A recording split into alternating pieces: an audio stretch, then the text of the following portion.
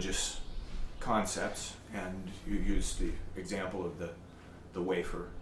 Yes, the magic, the idea that meaning is a magic in the words, that can appear in religion in the idea that you could get rid of a sin all at once because the power would be in the words uttered, say the words of absolution, or in the wafer, and so on.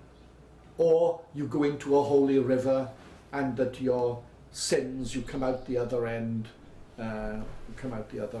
clean, just as the dirt would come out. I've written a book on the Welsh poet R.S. Thomas, whose poems are available in America and are collected poems. My book was called R.S. Thomas, Poet of the Hidden God. And he says, today a sinner, tomorrow clean after a visit to the divine laundry. Too simple. 1 minute clean, 1 minute dirty, next minute clean. This does not mean that there cannot be instant religious experiences of a shattering kind. This is not to say that. But what shows you that the experience was profound? Supposing Paul had gone on persecuting the Christians, then you wouldn't have given that significance to the moment. So though the moment is of significance, what shows it was significant is the role it plays in the rest of a person's life. I mean, imagine, say, these services that you see on American television, which evangelistic services. You see some people shuddering, some holding their arms up. Now, supposing two people, from all you can see on the screen, are shaking and shuddering and screaming in the same way. One, that's it. It's like a fix. You come back for the next fix. It's disconnected to the rest of life. Then that's all it is, shuddering. But if that other person, that is connected spiritually with the rest of his or her life, then that shows that something different is going on. But the less the connection with the rest of life, then the less religious significance it is. And it's interesting, on lots of these poems, on lots of these services, what is said is, it's a question of power. Yeah. Do you believe in the power? Right. And I remember Benny Hinn, I think he's called, putting his hand on the television screen and saying to me, if I was sick at the time, if only I put my hand against his hand on the screen, I would be cured immediately. Instant success. There was a documentary about him in Britain. It ended by saying, though, that they hadn't been able to trace those healed. I found it very strange. I thought investigative journalism would be elementary to follow up the healings. But even if they were healed, and I'm not saying no one was, supposing people were healed, what would make it a miracle? If it's completely disconnected with the rest of their lives, the healing would have no religious significance, though it happened. And you might say, and we can't explain what happened, but why would it have any religious significance? Now this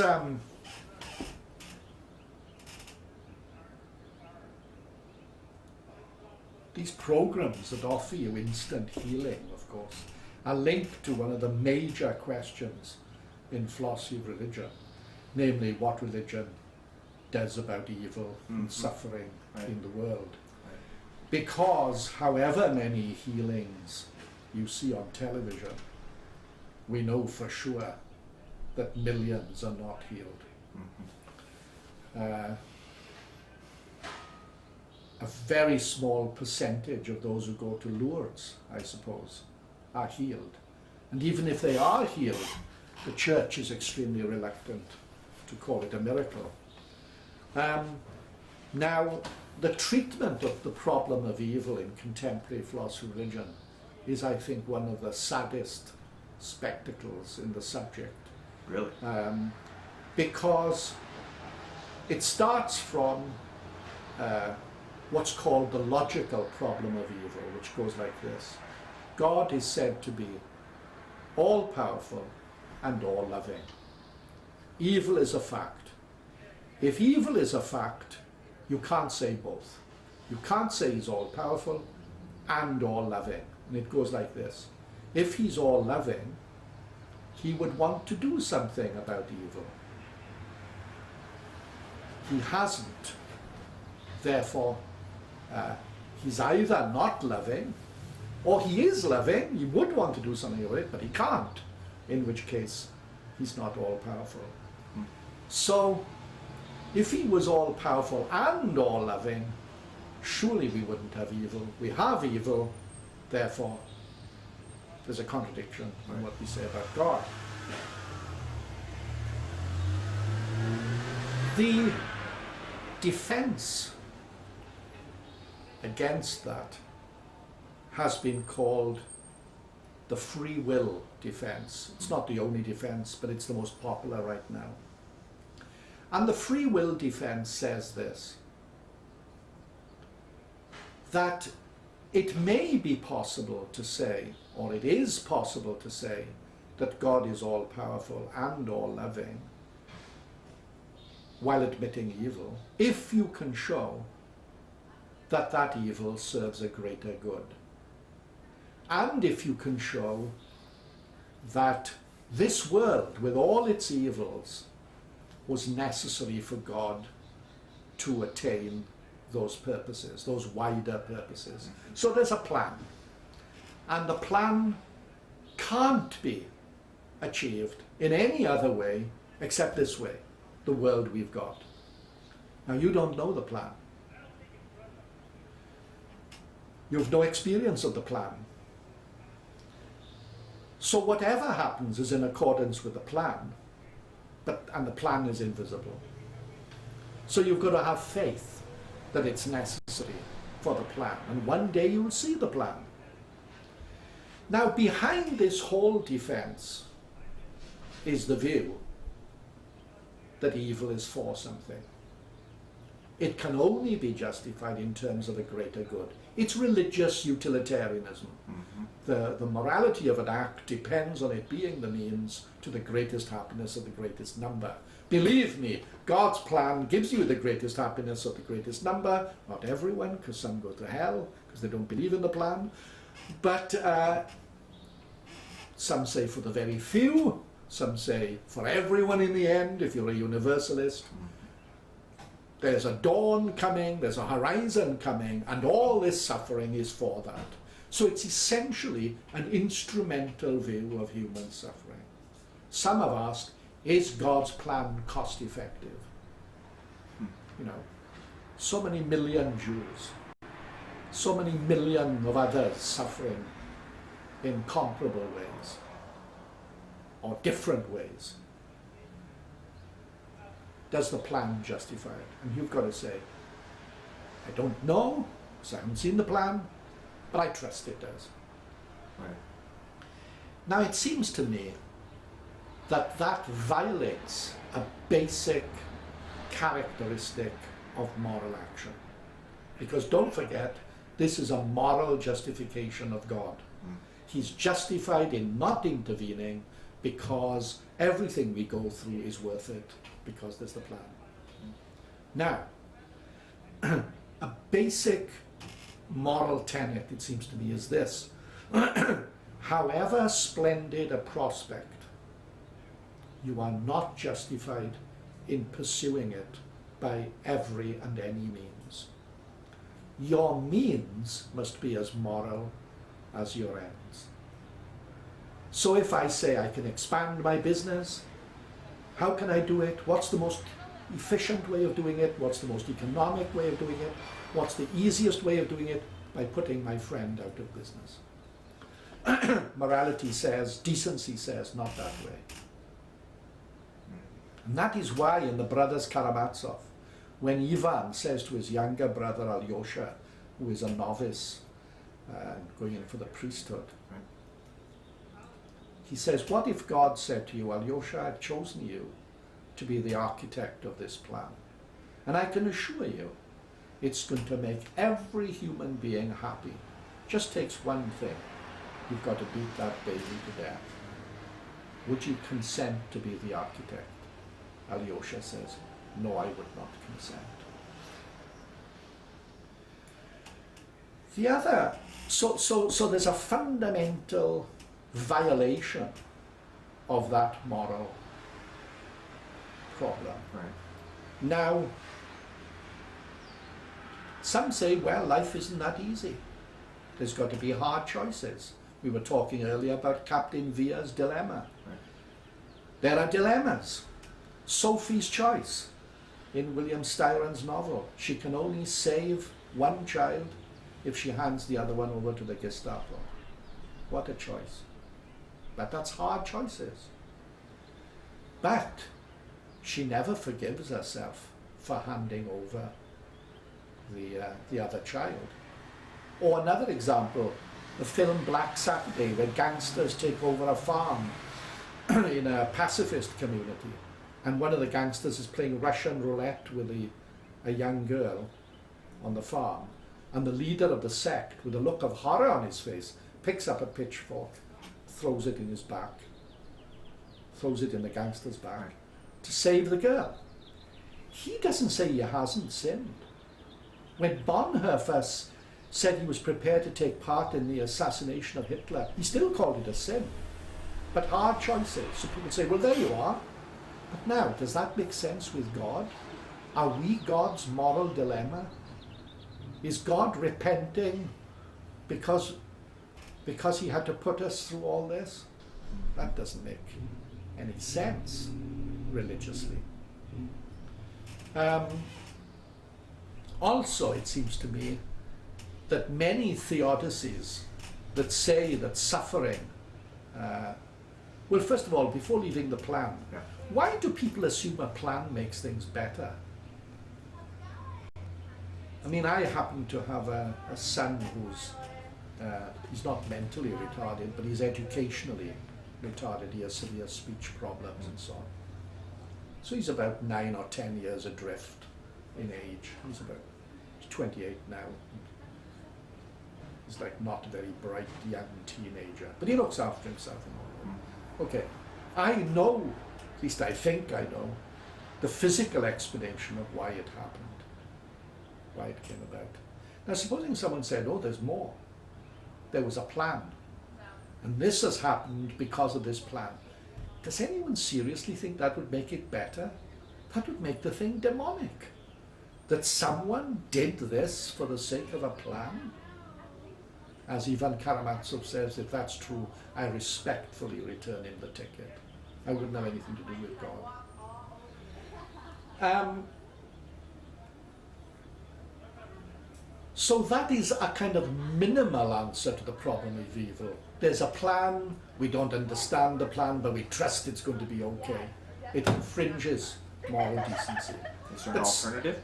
Well, some go much further than that. That's the best answer, according to this theodicy, as it's called. Mm-hmm. Theodicy is an explanation of God's ways to men. And I'm against all theodicies. But that's the best theodicy.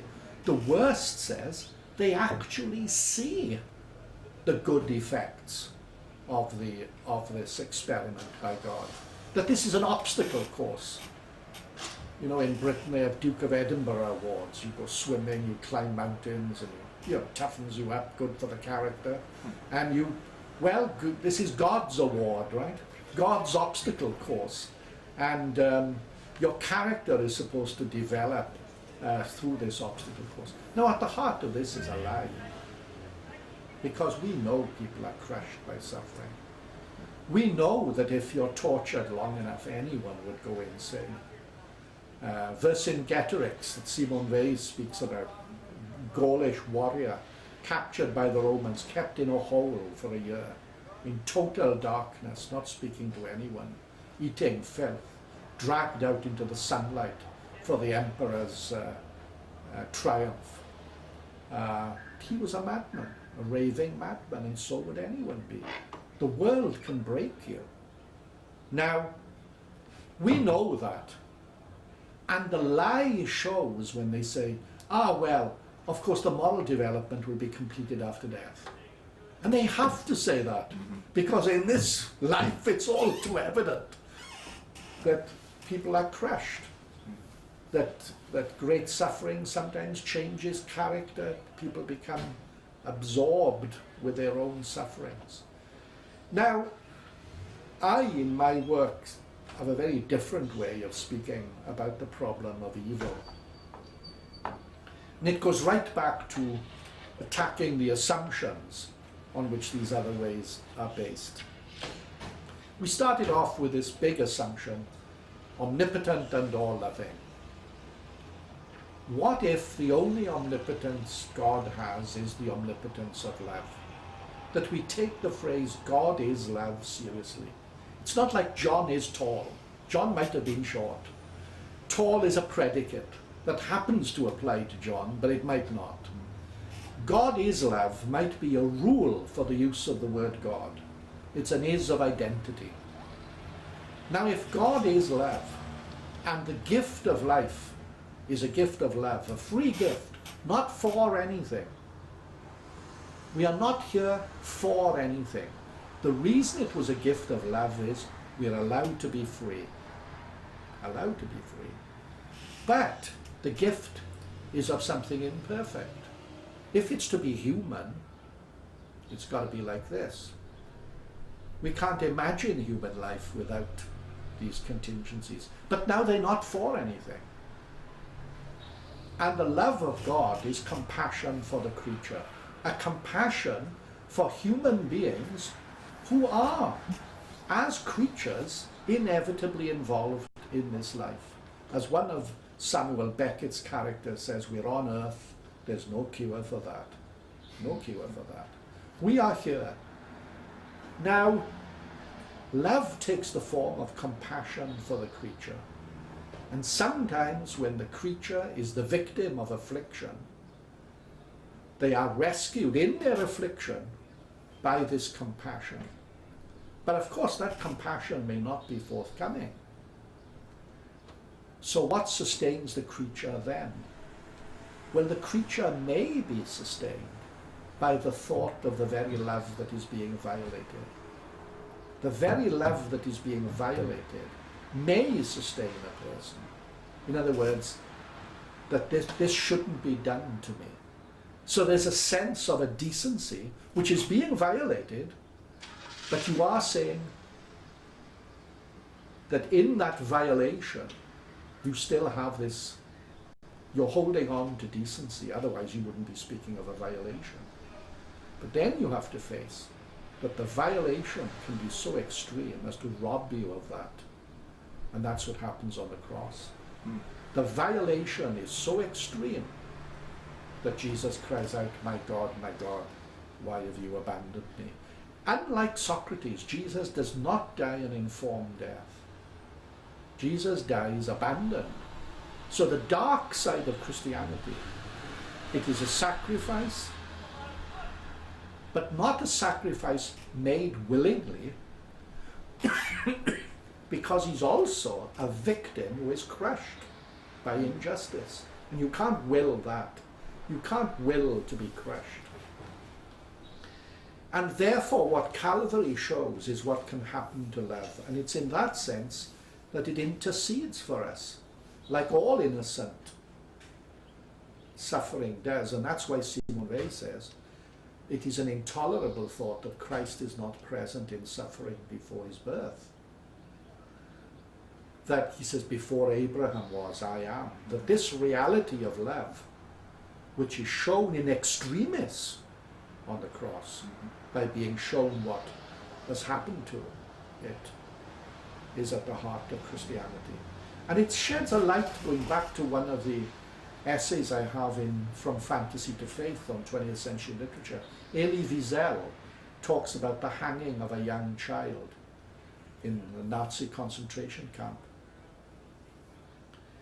And the two adults, one either side of the child, cried, long live freedom, but the child was silent. And a voice behind Wiesel says, where is God now? And Wiesel said, I heard a voice within me say, where is he? Why, he's hanging here. Now Wiesel meant, if that child dies, God dies. But in the way I'm talking about the problem of evil, that child uh, is a manifestation of Christ. I mean, of innocent love suffering.